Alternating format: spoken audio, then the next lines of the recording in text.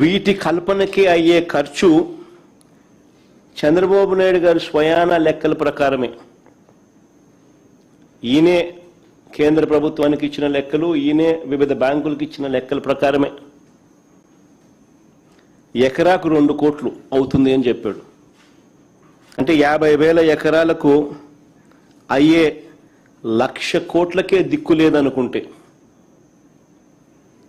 1,00,000 కోట్లకే దిక్కు లేదనుకుంటే ఇప్పుడు సడన్గా మరో 50,000 ఎకరాలు దీనికి అదనంగా అయ్యే ఖర్చు,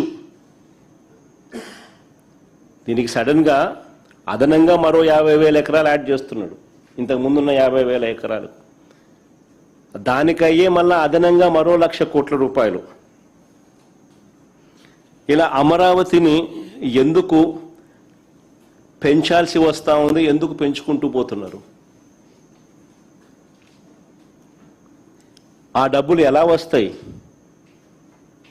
అంటే 1,00,000 ఎకరాల్లో, ఆ 1,00,000 ఎకరాల్లో కేవలం రోడ్లు వేయడానికి, కేవలం కరెంట్ ఇవ్వడానికి, కేవలం సేవరేజ్ వ్యవస్థ క్రియేట్ చేయడం కోసం, కేవలం నీటి వ్యవస్థ క్రియేట్ చేయడం కోసం, బేసిక్ ఇన్ఫ్రాస్ట్రక్చర్ క్రియేట్ చేయడం కోసం ఈ 1,00,000 ఎకరాలలో 2,00,000 కోట్లు కావాలి అని వీళ్ళు చెప్పిన లెక్కల ప్రకారమే.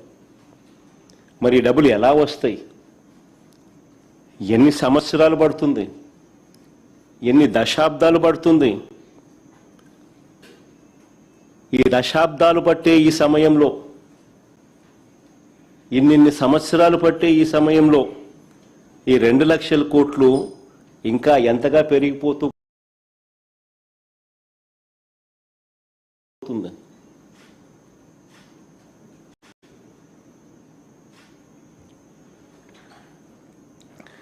రెండు 2019కు ముందు ఈయనే స్వయంగా చేసిన మాస్టర్ ప్లాన్, 2019కు ముందు 50,000 ఎకరాలకు సంబంధించి బ్రహ్మాండమైన వరల్డ్ క్లాస్ రాజధాని ఇక్కడ వస్తూ ఉందని ఈయనే మాస్టర్ ప్లాన్ తయారు చేసినాడు, మనందరికీ ఊదరగొట్టి బాహుబలి సెట్టింగ్లన్నీ చూపించి. మరి 2019కు ముందు ఈయనే స్వయంగా చేసిన మాస్టర్ ప్లాన్ను సడన్గా ఈయనే ఎందుకు మారుస్తున్నాడు?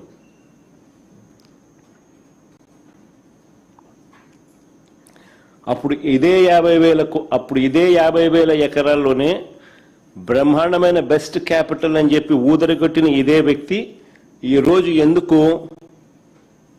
మున్సిపాలిటీగా మిగిలిపోతుందని చెప్పి ఎందుకు అంటున్నాడు?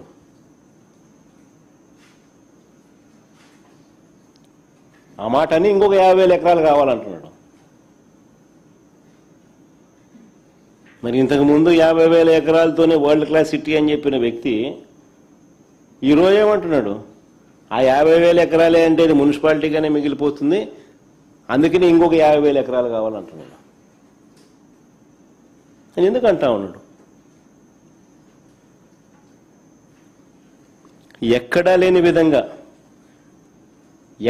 లేని విధంగా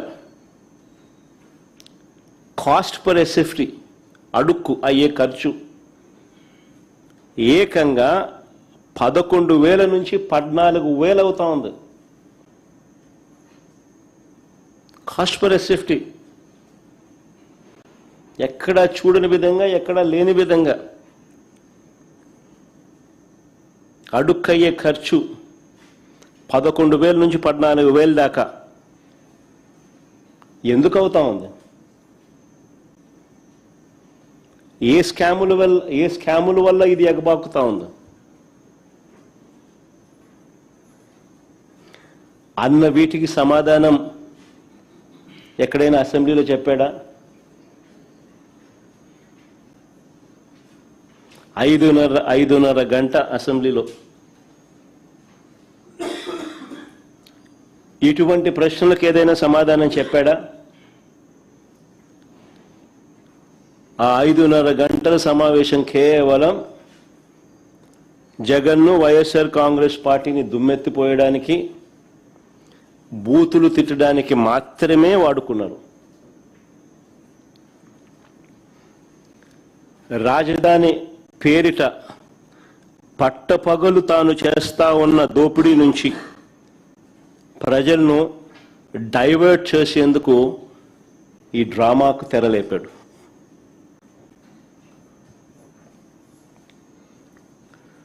ఆశ్చర్యం ఏమిటో తెలుసా? ఓవైపు అసెంబ్లీ పిలుస్తాడు. ఇంతకుముందు నేను అన్నాను కదా, ఈ మనిషికి చిత్తశుద్ధి లేదు, నిజాయితీ అంతకన్నా లేదు అని చెప్పి.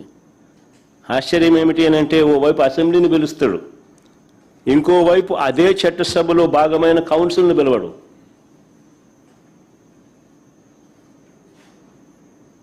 ఇంకోవైపు అదే చట్టసభలో భాగమైన